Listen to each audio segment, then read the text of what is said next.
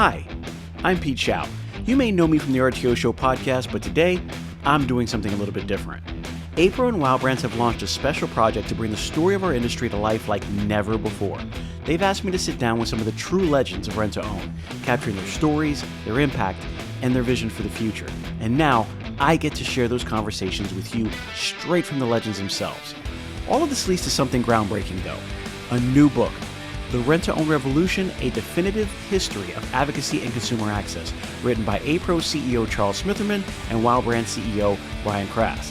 The book explores the grassroots of RTO, the advocacy that has defined it, and the future that we're building together. Here's where you come in. We're giving away free copies once the book is released. Just head over to the RTORevolution.com and sign up for a chance to receive a copy in early 2026. Don't miss the chance to be among the first to hold this piece of RTO history. That's RTORevolution.com. Check it out and become a part of RTO history.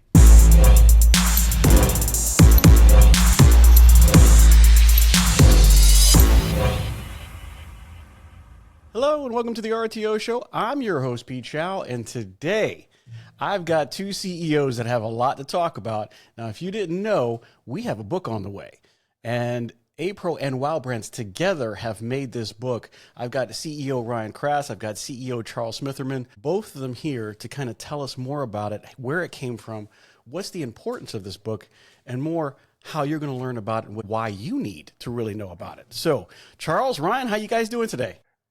Great. Doing Good to be great. here, Pete.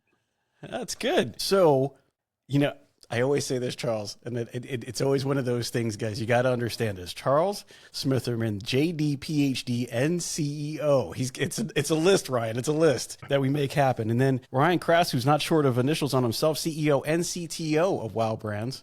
Doing a great job. Whatever you want to call me, man. But I will say that a lot of times now, WOW Brands is coming up in some conversations. I don't know if you agree, Charles, but it's coming up quite a bit lately. A lot of people are using WOW Brands, and rightly so. So, guys, I want to talk about the book. Charles, help me out with this long title book and the amazing book that we're going to have from APRO and WOW Brands. What's the name of this, and where exactly did the idea come from? Well, after we finally landed on the RTO Revolution, the definitive history of advocacy and consumer access. It's a lot, but I think it kind of gets into really the motivation for the book, really why that we wrote this, and really going back to the original conversation. I'll tell you, the idea of doing some type of a history project's been out there for a while. And understandably now, after we're at the end of it, I can understand why no one picked it up and wanted to do it yet. But with that being said, Ryan reached out to me with the idea. Well, the pitch wasn't just, hey, let's write a history of RTO. It was, hey, there's a lot going on in the world with AI and with the way narrative control influence is being done. And so he pitched me. I think as soon as I saw it, I was like, yep, I'm in. Let's do it. Ryan, you want to talk about it? That's absolutely right. So, I'm going to come at this and give you the nerdiest answer in the world. So let's just start with that. For me, we're in an interesting time, I think, in technology and information and all of those things. We're at this weird or unique spot, and I'm going to compare it maybe to an encyclopedia 30, 40, 50 years ago. So if you're over 30 or 40, you know what an encyclopedia is. You open up with the encyclopedia, man. He went down to the encyclopedia road. I don't know how else to explain it. You opened up an encyclopedia. You wanted to learn about a topic, and you would learn about it. If it didn't exist in the encyclopedia, what did you do? No, Ryan, it just didn't exist. It didn't exist. Yeah, it didn't. That's the point. That's the key to all this. If it doesn't exist, the narrative and the story doesn't exist. So why are we talking about this now? Well, if you go online, it's one big directional bet. First off, there's a big assumption on my part that AI is going to just continue to eat the information in the technology world. So just starting with that, I think, we sat here 3 years ago or 2 years ago, we talked about this. There was 10% adoption rate. We're talking 50, 60, 70% adoption rate today, and it's not going to stop. The point of this and understanding what AI is, AI is a prediction machine. It takes the first 5 words and tells you what the 6th word's going to be. In the case of RTO, if there's no story to tell, there's no history, there's no documentation online, there's no narrative online, there's nothing to tell.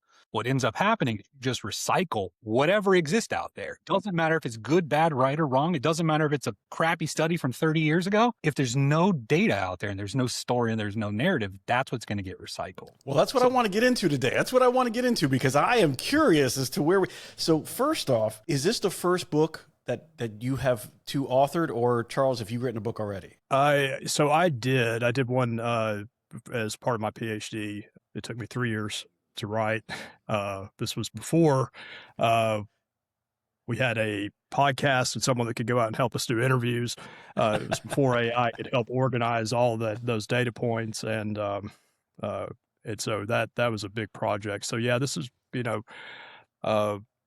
something I had a little bit of experience with, but really much different because that was a good 20 years ago, and that certainly was not a bestseller.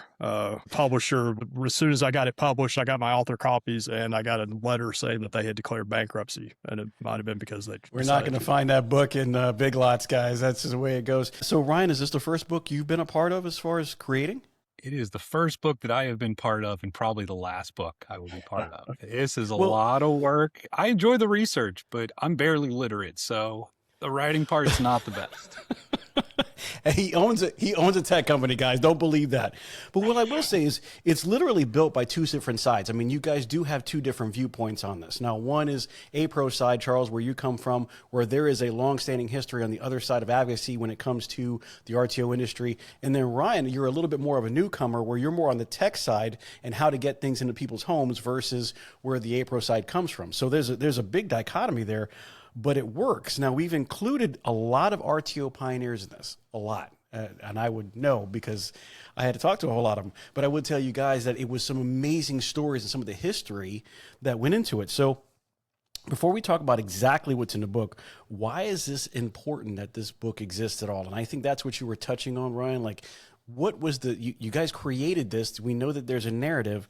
What exactly is that narrative? Hopefully just accurate reflection of the past. I mean, hopefully the narrative is us recycling not recycling, but repeating stories that have been told already. So a lot of this is just about telling the story and telling the message. When I talk to my customers on a regular basis, I've been hitting on this point for the last year. You're going to create the narrative that the world knows about. You're creating your story. And if you don't own that story and you don't tell that story and you don't tell it the way that you want to tell the story, somebody else is going to do it for you.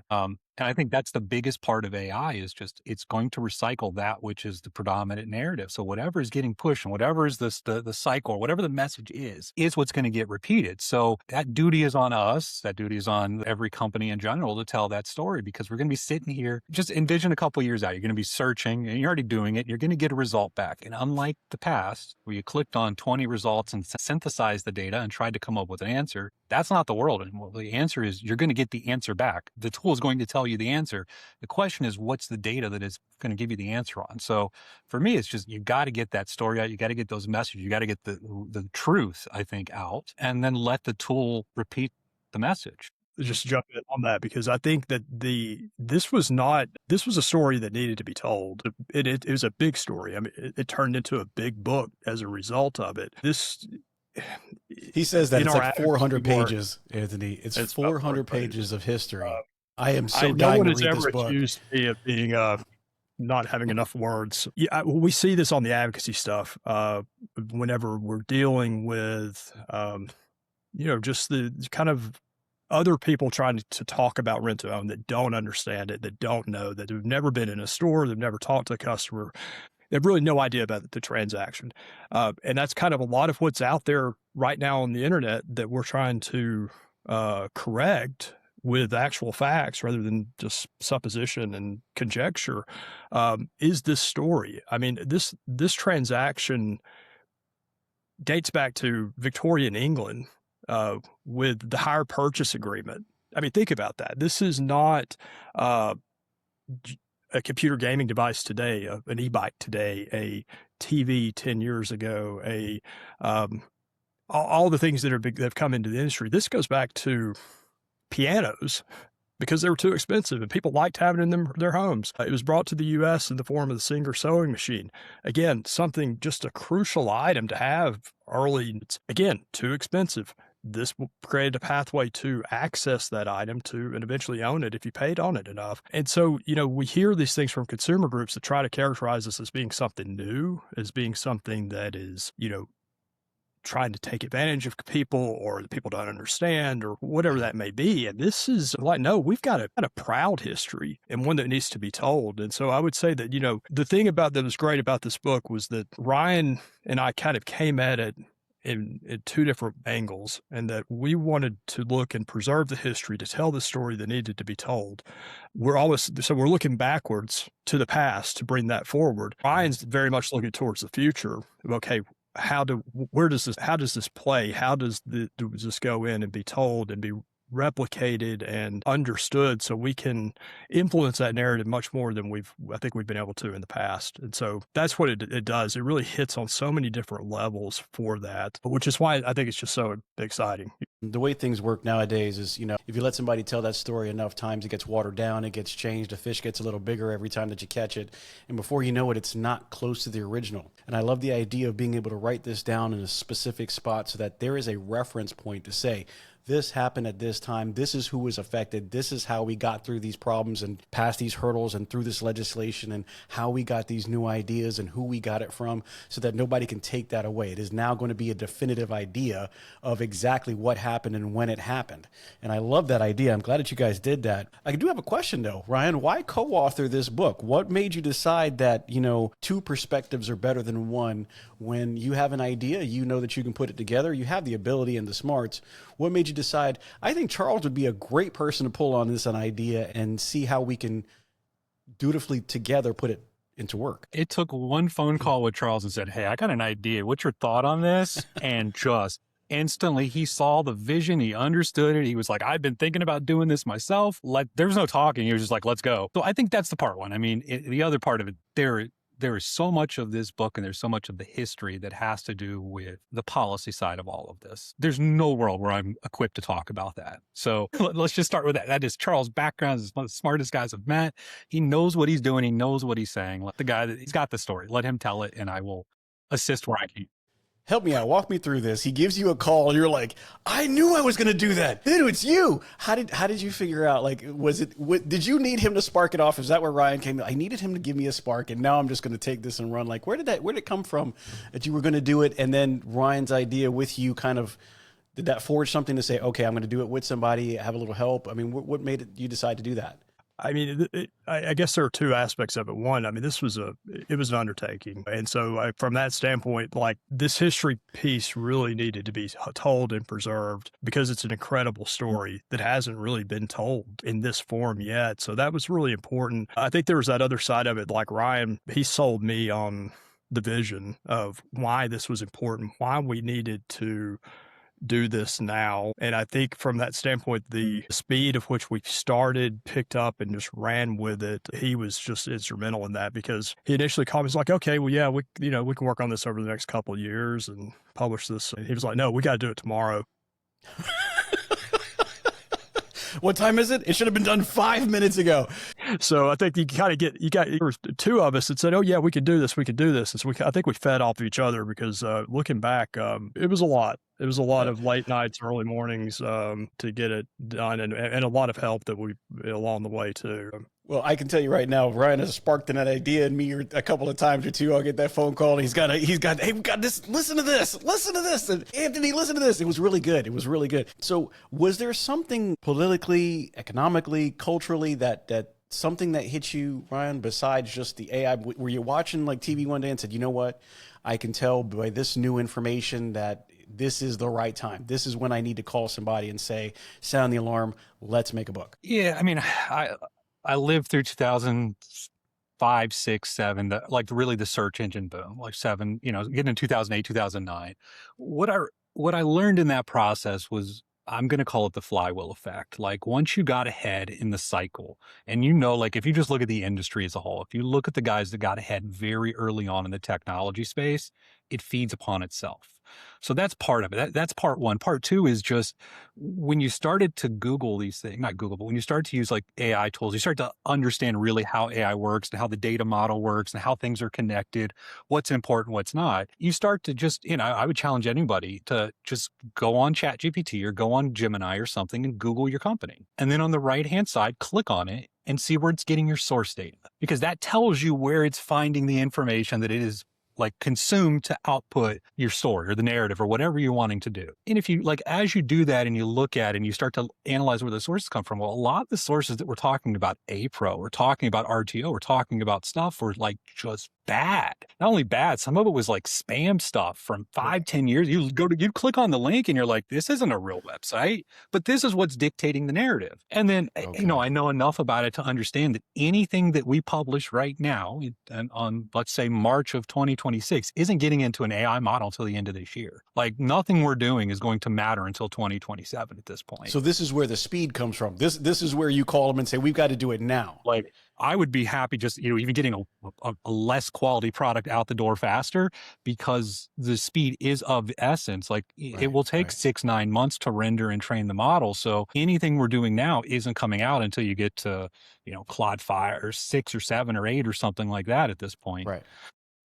And I think it kind of to that point with what you were saying, like and I just read, we're working on some stuff in Wisconsin right now, and there was some opposition to it. And you read these stuff coming from these consumer groups, and they're citing stuff that's 25, 20 years old, and using that to characterize as that. And,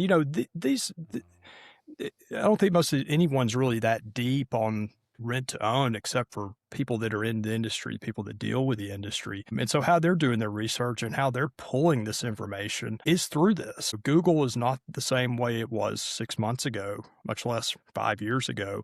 And that's not going back or changing. And so how that people are doing research on us, they're pulling this stuff and then they're using it against us, like we're dealing with in Wisconsin right now. And so, and there is an absence and there's a void. And I think that's kind of what this does. This is trying to fill the void from an authoritative position, a well-researched position that is, substantiated, not just conjecture, not just made up things, and certainly not things that are characterizing an industry from 25 years ago or something that happened 45 years ago.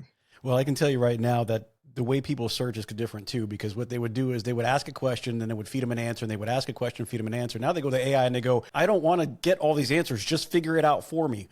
Is this good or bad? And it'll, gather all the data and say if it's good or bad on whatever opinion. And it's like, well, that's not good if you're not pulling the right data. So I'm glad that you guys are doing this.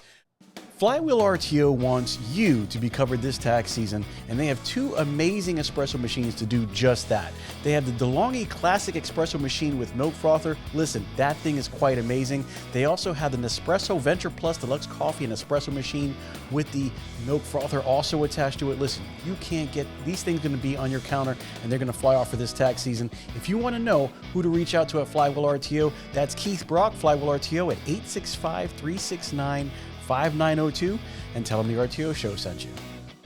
Let's go back a little bit. Where is the book's information even coming from? So we talked about some of the pioneers that did it. Where are some of the touch points that you guys created and say, hey, this is where we're going to pull from. This is what we're going to talk about. I mean, Charles, you're going deep. I mean, you're talking about pianos. You're getting deep on me. But that's part of the history. So where did you guys go? Where did you go, Charles? Where did you go, Ryan? Where did you guys go to make those touch points and say, this is a piece of the history that we're going to include in this book? Well, I'd say I was fortunate just being with APRO. We're celebrating our 45th and we just celebrated our 45th anniversary. So we were founded in 1980. When Ed Wynn retired last year, one thing he told me was like, hey, I've got 40 boxes over in storage that you need to come pick up. So we had, this wasn't a matter of, I was handed like a significant amount of source material and not just kind of, just the actual pieces of history, like the meetings that took place here, the notes from it, the research that really Ed being the guy that was in the room in 1980 in Dallas, Texas at near Love Field at the airport whenever APRO came into being, And he had that record. I mean, this was just an incredible resource that we had there to draw from and to pull out of. During that period, APRO produced significant number of publications, the old Progressive Rental magazine, eventually became RTO HQ, the magazine, all of those resources we've had very different iterations of the website. So you had all of that as like the actual physical primary source material that was really useful. And so, and that included a lot of the, reports, the data, the economic reports, all those things from throughout the year. So that certainly inheriting that, and that happened earlier last year. So that helped when Ryan called and said, let's write a book. And it's like, okay, well, I've got the library over here. We can kind of draw from to get going. Ryan, were you the mastermind behind gathering all this data and actually making some use out of it?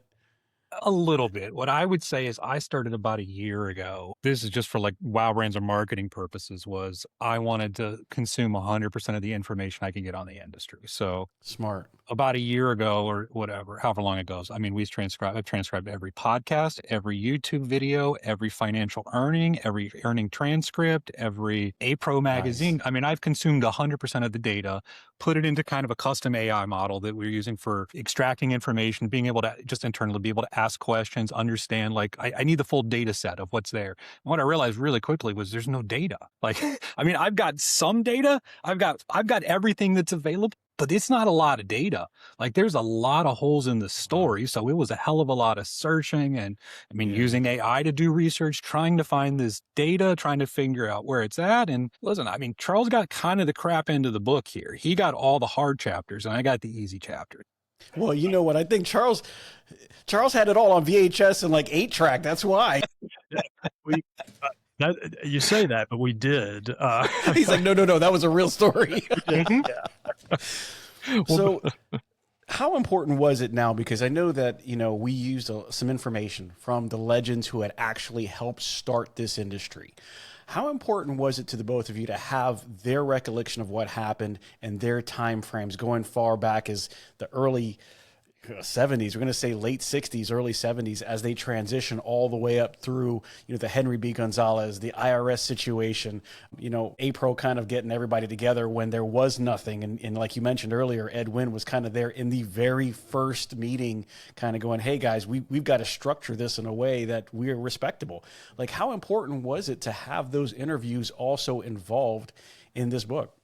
I mean, I think it was crucial. It was one of these things that we, this project hits on so many levels. Like this video series that hosted by Pete Shau, RTO Podcast, it was something we needed to do anyway. And I know you had done a little bit of this with some. We had the opportunity here to, one, preserve it in like that type of a collective format, but two, just we still have enough people that were there to tell the story. I think one of the downsides of doing any type of history project is you're always starting a day too late. It's kind of like and I think we reference this in the book, the idea of like the best day to plant a tree was 20 years ago. The second best day is today. And so while we have plenty of legends that we were able to interview for this, and we still have more that we need to interview to add to this collection as it stands. We lost a lot too. And so that was, and that just, if we had started 5 years ago, we would have been in the same place. Had a few more that we could have talked to, but then there were still some that we didn't get to. And, but having them tell those stories, because these people were there, they were in the room, they lived it. And that part of it really is what's the incredible part of the story is what we've inherited at APRO, what we've inherited as an industry, what we see when we join together at Meeting the Minds or at RTO World or Legislative Conference, and this camaraderie, this togetherness. This was really the fire that it was forged in the 80s and 90s, whenever we were just consistently trying to define ourselves in headwinds coming from all different directions. And that formed really lifelong bonds of that. The Legend series really, we were able to go primary source material right straight to the source of the people that were there, that were involved, that understood and that knew the story. So those firsthand spreadsheets and books and everything that you got, all the stuff that you got outside of the Legend series. How useful is that? I mean, were you guys able to like scan and extract, really go back to certain dates that made a difference? Did you make like a database and say, okay, these years were hot years and we should go kind of research that? How did that work out? I mean, a lot of it you follow, I mean, it's not the best way, but you try to follow like store growth trends. What's the total number of retailers? What's the total number of RTO stores over time? I mean, a lot of that is trying to trace that down and that's, I mean, it's best guess. There's no authoritative data. We're making the best of it we can. Charles had some really old APRO like minutes that we were able to use some of the data out of to try to answer those. I would go back. I think these things solve two different purposes, or have two. The research that we did was very much, I'm going to say somewhat independent of what we heard from the legend. What we heard from the legends is the true firsthand account of what actually happened. And I do think that that's probably more, I would say the legend series is more important than the book itself. The book itself plays the role of, let's be the source-based knowledge that we hope that things build off of. But I think the part that people will really find useful is going to be the legend series. It's the stories, it's the narrative, it's the, there's nothing new under the sun. Everything you heard in those stories and those narratives going back 60 years, it's all replaying itself. It just plays itself in a different way, in a different fashion. But the truth is, it's all the same. It's the same thing as 60 years ago. It's the same demographic, same customer base. It's just a different narrative and a different way in which we're interacting with them. So I don't know. I think the Legends was the highlight of the book for me was the Legends series. Like listen, and not even a transcript. Transcripts were good. It's fundamentally different. I'm listening to them live in the same way that, everybody else is. These are listening to them live is fun, or listening to them audio is fundamentally different than reading a transcript. You can hear the passion in their voice. You can see what they're talking about. You can understand that they've been through this grind 60, 50, 40 years. Like, to me, that's the best part of it. Well, I will tell you guys what they're referencing is the Legend series on the podcast. The RTO Show Podcast is a Legend series that is working in tandem with WOW Brands and APRO as sponsors of that. And we have done 22 different legends that you guys have the ability to go back. Now, they will be released every week so that way you have time to consume and digest and enjoy. But I tell you, it's opened my eyes to so many things because I have heard and talked to people about things I never, ever knew. I mean, just crazy things and ideas like, oh, we didn't know that we were going to do that. We didn't know that this was going to be special. We had I mean, I had like 5 different people tell me, we used to rent video cassettes and VHSs. And I was like, really? And how that kind of spawned into, appliances and furniture and the things that they didn't even have or the ability to get early on versus now. I mean, I can't think of anything we can't get yet in the early beginnings. I mean, there were people like rent to own. I don't know. That's crazy. That's a crazy idea. And how they powered through that and still made it. I mean, you're talking about fundamentally some crazy situations that happened that they powered through. And, just for a couple people mentions of some of the great legends that aren't here, we got Mark Windsor, we got Daryl Tissett, Ernie Llewellyn, who was just recently passed. Sorry to say to the family, thank you so much for allowing us to have him for the time we did. Terry Bevel and some others that were just instrumental in our lives. And I wish that we had the ability to talk to them. So as we're talking about, Charles, I'm going to ask you, and then Ryan, I'm going to ask you a different one, but how do these stories strengthen APRO's advocacy message to you? Well, one, they tell it. I think, there's one really good one that it was just released recently, Chris Korst. He was... people are loving that one. And this was just incredible. He worked for Rent-A-Center, really did government relations, had various positions with him in legal and compliance as well. And whenever we're trying to piece this together, and one thing about this, it's a core piece of I think of who we are, but it's also a core piece of the book and how the story kind of unfolds, is the idea of we have really a 47 state regulatory framework that is 47 state rent-to-own statutes. Effectively, it's a model act with various differences that have kind of come into being and evolved along the way. Chris was one, and he tells the story about how that strategy really came together. I mean, the initial idea was, let's go get a federal bill. We still don't have a federal bill. I don't think we want a federal bill now. But the idea of running kind of a parallel strategy on the legislative front of let's just go individual states one by one, which they did. And so I was kind of doing some background on Chris to get ready for his interview. I went onto his LinkedIn page, and he had it kind of buried down in there. He was like, instrumental in a 47 state legislative strategy that, effectively resulted in 47 state statutes. That was kind of it. And I'm like, well, this is like just such an incredible story. So that was pretty big, Chris. You didn't take enough credit. I don't think he did. And I think, but his interview, certainly it kind of came out. This is a real core piece of the book because I think he hits on this, but this was absolutely incredible. I don't know that it's really been replicated. It's been done. I don't know it could be done today in the same way, but you had this going on and you had so many people involved and just so much activation on the grassroots level. So from our perspective, to be able to go and sit at a legislative, like a committee hearing, talking about something to do with us and say, we've been around for 45 years. We're regulated by 47 states that we helped work through and get passed and adopted on those. That's a big deal, and it really cuts against like some of the the fodder of, oh, this is a new thing and no, we've been around for a long time. People still choose us. We are regulated. We are very pro disclosure, Yes. Our customers knowing what they're getting. We're not in a situation we want anybody to misunderstand what they're getting. We want the disclosures. We're not like a retail where it's a one-off transaction. You come in, you buy it, you're gone, you don't come back. We want you to stay around because we need you to renew and keep going. And we want you to tell your family and friends to come back. And so this really kind of I think that from our legislative and our advocacy piece, being able to have this story there and be able to tell it it's a great story. It just really is. And it's actually incredible. And I think that 47 state piece and how many people touched it that are still here today that we really brought together through the legends and through this book is, it's a really exciting part of it.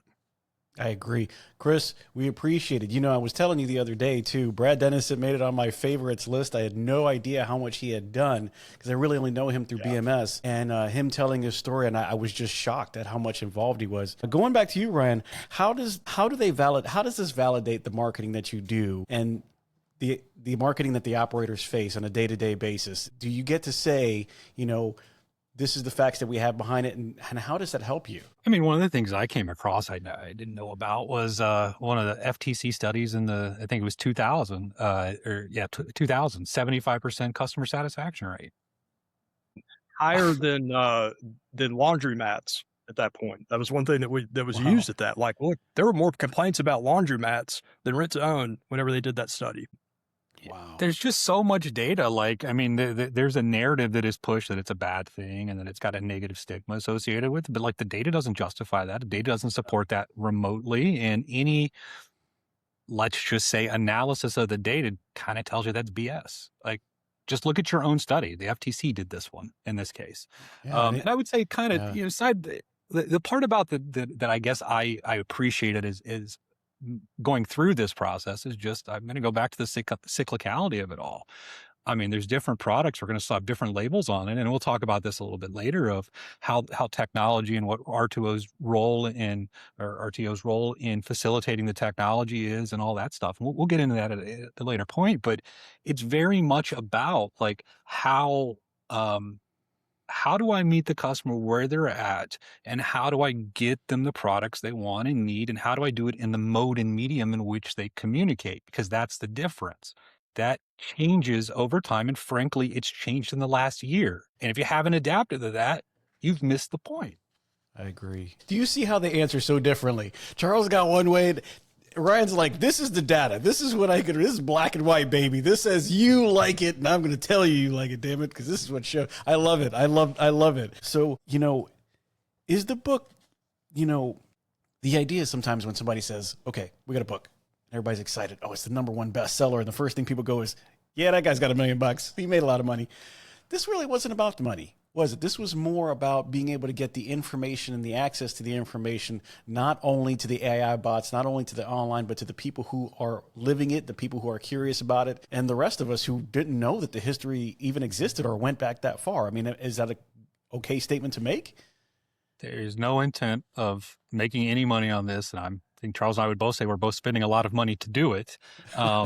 This is an investment. This is a 5-10-year investment at the end of the day. The reality is this story has to be told. And if we don't tell it, we're all going to face the consequences of that. The reality is we have to get this narrative out. We have to be able to put out accurate and factual data so that the tools that are out there can help make rational decisions. It's our job to present that information. And if we don't present it, somebody else is going to, which is where we've been at so far, which is other people are telling the story, not us. Yeah. And I think that was kind of the original. It was not one. I think we've got a small audience in terms of just the industry and people that will buy it. This isn't one.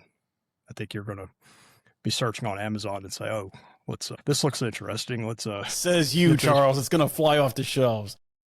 But Ryan and I at the very beginning, we talked about it, and we agreed that any royalties will go to the APRO Charitable Foundation, particularly the scholarship fund. I think is the seems appropriate for that. So, we will be giving a lot of these copies away. It will be available. I think Ryan will touch on this, but we're going to publish it online. That's really this book. And while on one level was written for us, it was written for this industry. It was written for really the future of the industry, so that people can join the industry and really get a sense of pride in being a part of it. That's one level.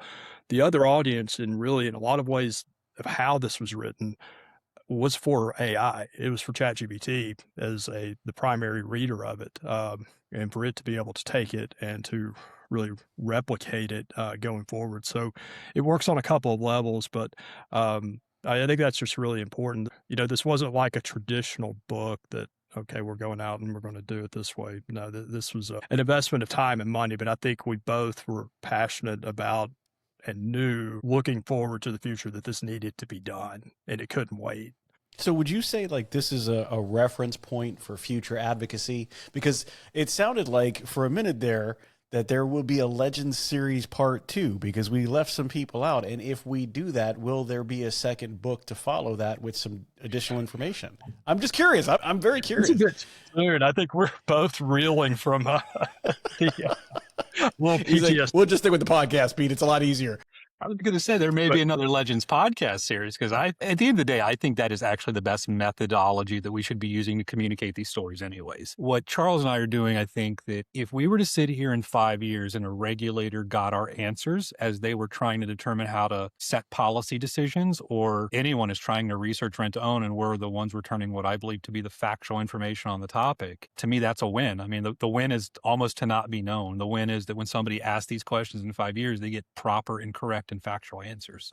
If I could add to that I think this is where Ryan and I were, I think, in the right position to write this right now, because we are coming at it from these different angles, very forward looking. Yes. We're also this preserving the past idea. And from that standpoint, I think what really, we address the AI and the future of that, but we also, I think what this book does, the real effect it has for this industry, at least our internal looking, is it really does build that sense of pride. My hope is that our dealers will be purchasing or getting copies of this books and giving them to their new employees in some form or another. That's one idea of making this is a 400-page book.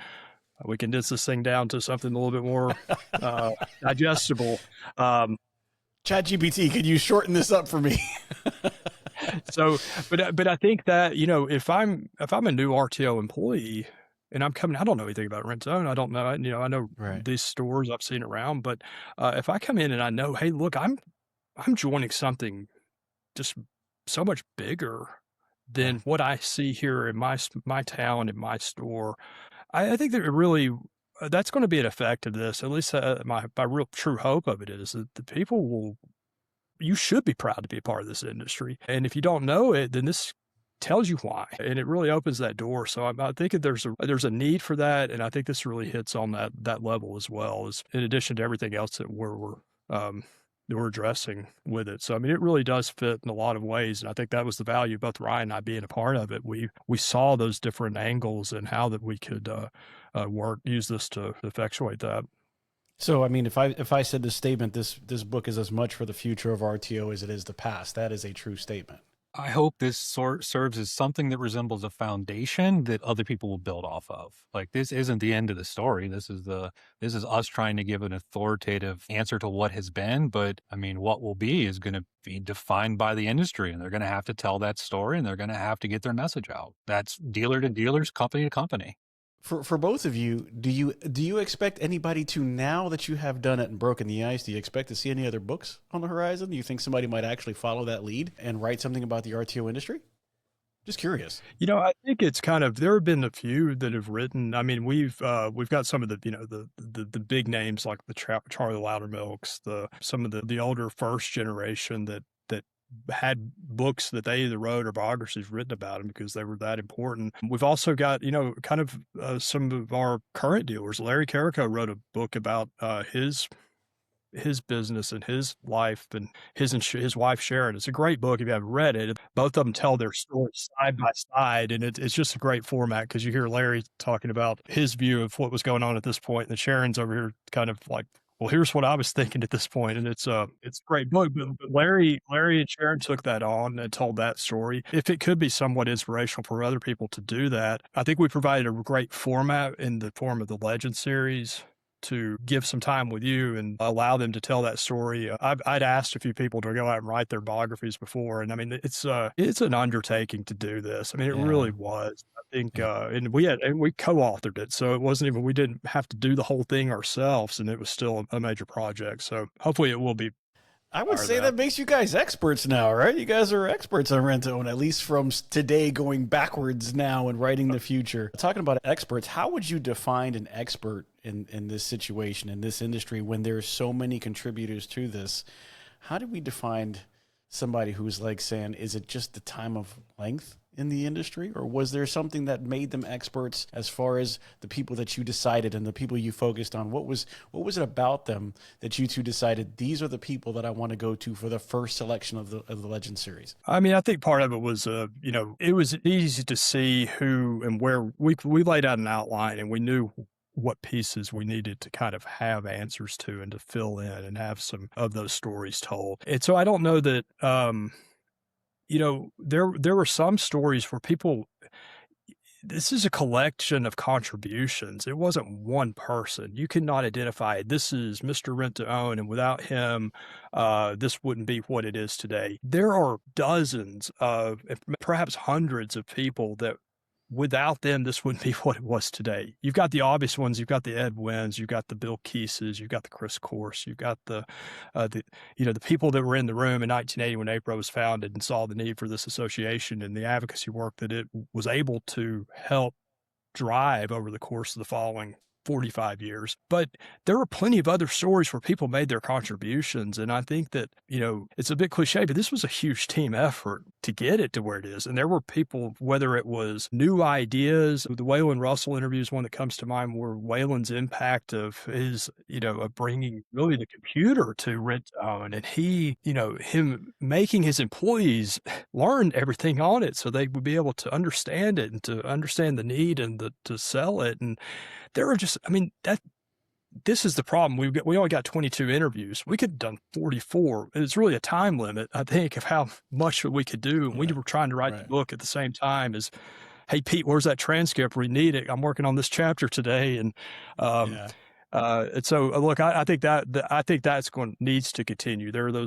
plenty of those stories that need to be told and preserved. I think what's going to happen, Ryan's going to build an algorithm for the next 20, and he's going to say, like, how many stories? When did you do it? When did you start? Are you second generation?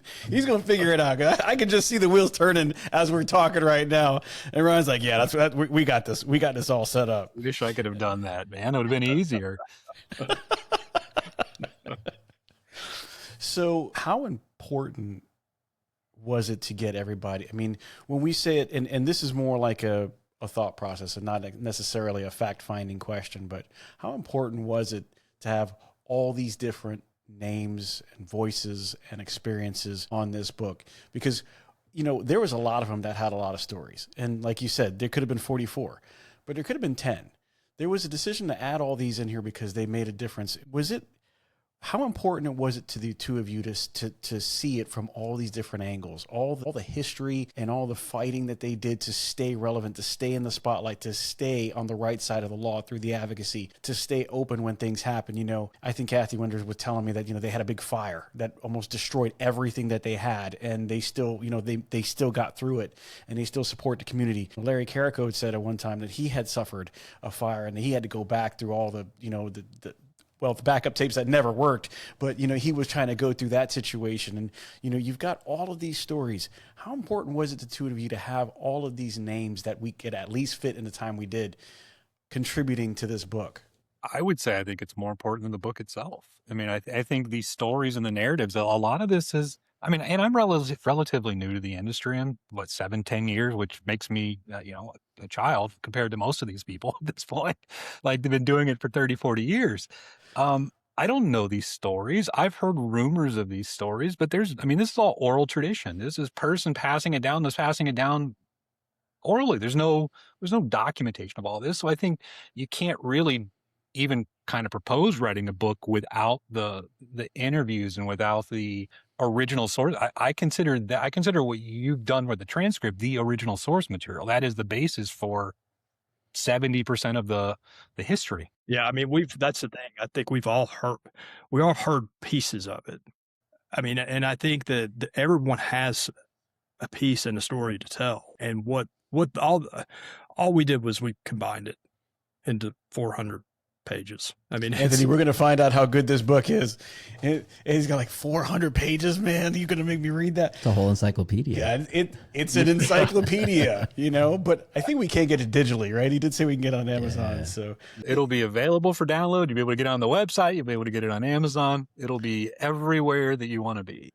So when we talk about putting all this information together, right, we're pooling it. You have a lot of history. We're building a base, not only for the AI models, so that we have something to stand on. We have a knowledge base to say this did happen or did not happen, and we can kind of go back and forth. Ryan, what kind of ecosystem can somebody is this can't be just for AI, right? So we have a written book. We have a book that you can get digitally, I would imagine. You have the ability to give some away. You're going to be an AI model. Are we touching all the base points with this information? Was that, is that another goal for this book to say, we are going to be, like you just said, we're going to be everywhere you want to be, so that there is no question that if you have an idea about what happened in this day, what happened in rent to own, where did this information come from, that anybody will be able to access this information in a matter of time? Absolutely. The goal would be that as you're down the road asking a question we're going to call it Googling or ChatGPT or whatever you want to call it, when you're asking a question to a technology at this point, you're going to get back an answer. And we're hoping that part of that answer is some of the information that we've provided and collected. The real goal would be that if we're sitting here in a couple of years, that you're able to ask a question and it's able to just tell you, this is what happened. And what am I supposed to do with this type of a situation? Or this is the legal situation that I'm in right now. Well, based off of everything, Charles, we should be able to spit out, here's the 3 or 4 or 5 times that have been like that. Here's the time, here's the way in which it's been resolved. And here are the policies that were implemented as a result. Secondarily, what are the similarities between what is going on right now and this product release and what happened 10, 20, 30 years ago? How did that rollout happen? What was the adoption look like? How was it marketed? Because a lot, again, there's nothing new under the sun. A lot of this, it's all very cyclical. It's all very, let's just say they seem to run in waves, and being able to kind of identify those things ahead of time, or even be able to ask questions about what's going on today. Well, without the data to know what has went on in the past, you're not going to be able to answer that. So I love the way Ryan's mind works. It is so data driven. It's so analytical. That was, absolutely amazing answer. You going to say something, Charles? Yeah, let me add to that, because I think that part of this cyclicality, if that's a word, to this is that I'll put it, for example, the Wisconsin issue. There was an opposition letter to the bill that we're supporting up there. This opposition letter literally could have been written in 1980.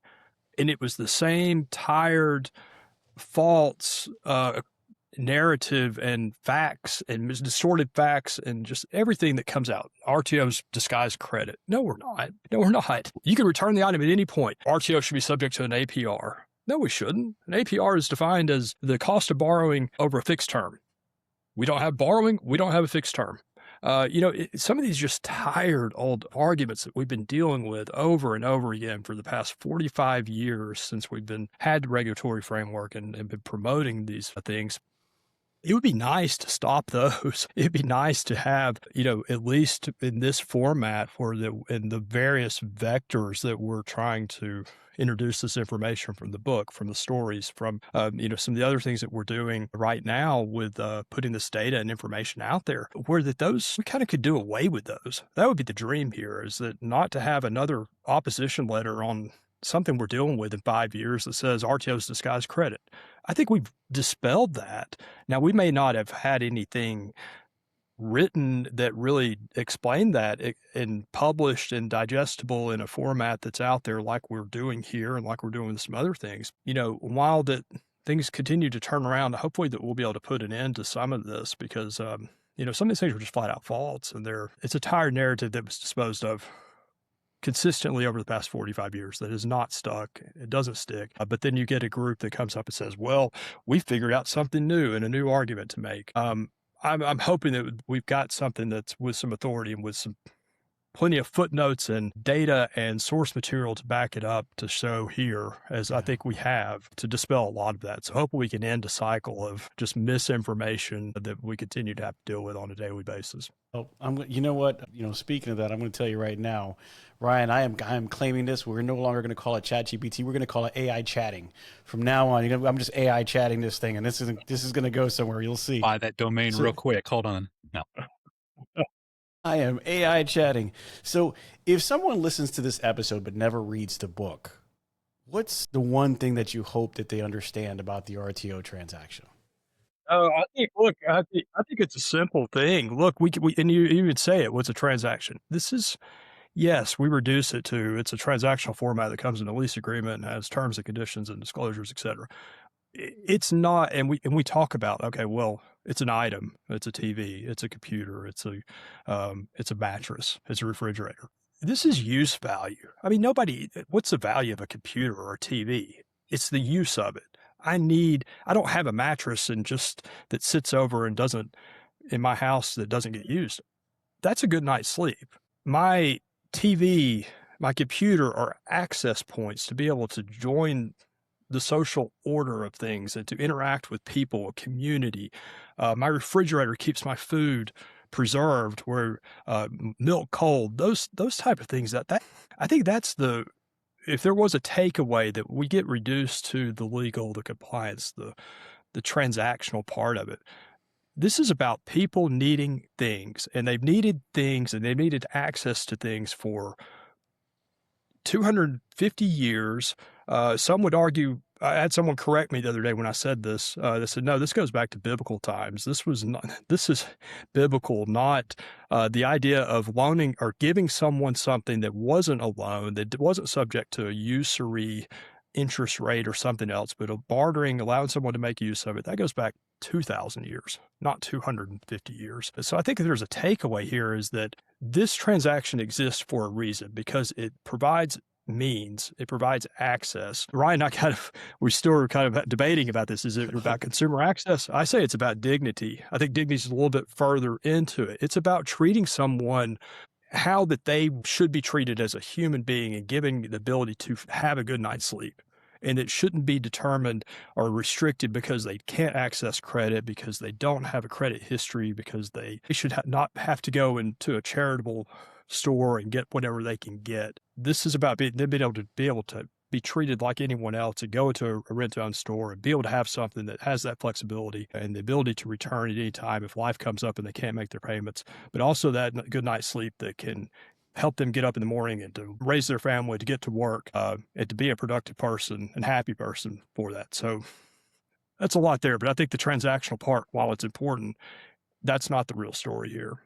Right, I'm going to tell you, I must have struck it. That passion is coming out. You see Charles coming alive over there. I've known Charles for a couple of years. I rarely see him get that passion. He's like, this is it, guys. This is it. So I love it. Charles. Different, different side of you, man. I like that. So, coming into the end, now that we're we kind of decided like this is something that we've needed. Not only are we creating a starting point, we're creating a baseline for everybody to get the right information and tell the correct story, something that we've probably needed for a long time. So thank you to the both of you. And I know we kind of touched on it in jest, but is there another chapter to the RTO Revolution? Is there something else coming up behind this? Or is this a starting point and you give it off to somebody else for them to either create a part of a narrative or what story that they need to tell? I don't know. What I would say is I think we've got the base knowledge hopefully ready to go and clean and will act as a foundation. And I hope that the story will start to get out. I think you're going to play a big role in that, Pete. I think that you are the public face. You are the voice. You're the guy that's doing podcasts. You're the one interviewing and talking to people. I mean, the hope is you take the mantle up. No, that's not. I mean, the hope is that you're the guy doing these interviews. You're the one getting these. The transcripts and the podcasts are the core to all of this. You're the one getting the original source material. That's the key to this. So I don't know. You tell me. Is there another chapter? Anthony, we were just past the torch. That was a moment, right? We were just past the torch. We'll Ryan did it. Ryan did it smooth, too. He's like, no, it was really good. You do it now.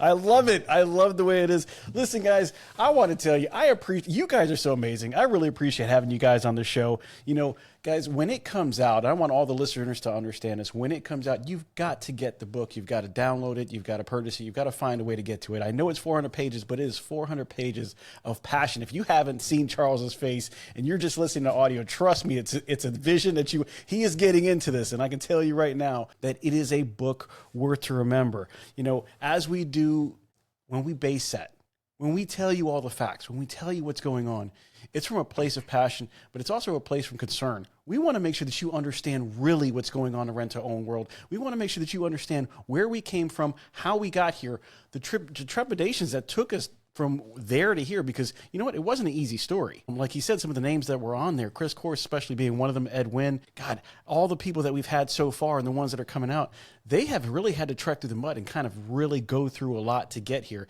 And they are number one A+ guys, and they will hold their business to any light that you have. Nobody's afraid to do that. Check the books, check them. This is a relationship business. Charles wants to give you cold milk and a nice place to sleep, and I just want you to know that. Ryan knows. He's like, that's it. I see the passion. But I will tell you guys, this book brought together by Charles Smitherman, the APRO CEO, and Ryan Kras, the CEO, CTO of WOW Brands. Just so you guys know, they sponsor the show, but they do an amazing job. They've also created this book for you guys to consume and take care of. If you have any questions, hit me up at the show, Pete at the RTO Show Podcast.com. If you want to go online, you can also see it at rtohq.org. You can get the book. I know that it's coming out very soon. We've talked about releasing copies, and if you don't get your copies because you're sleeping on it, but that's okay. You can still get it on Amazon when it comes out, and we'll let you know about that. Also, maybe if we have time to do a Legend Series 2, we'll talk to the guys and see how that works out. But I would love to bring that to you. And you can find us on Facebook, Instagram, LinkedIn, and now YouTube, where you're going to see this. Make sure you lock in and subscribe. Get to the site, www.rtoshowpodcast.com, where you can buy some swag and you can look really, really, really nice.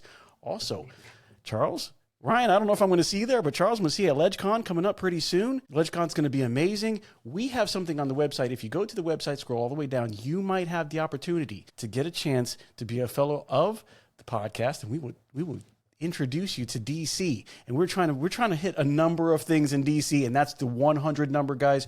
You should be there. If you haven't been there, I encourage you, hit up the podcast. But if you can't, go with whoever you have. It's going to be amazing things so that we can have these discussions where, you know, maybe something happened at LegCon and we got to get in the next book. So what I will tell you is thank you so much. WOW Brands do an amazing job. I see them I literally see them everywhere. If you don't have WOW Brands, you need to get there. And I tell you, Charles, I appreciate it. Ryan, I appreciate you being on. I love the analytics. I mean, Ryan just he dissects it with a knife. I love that.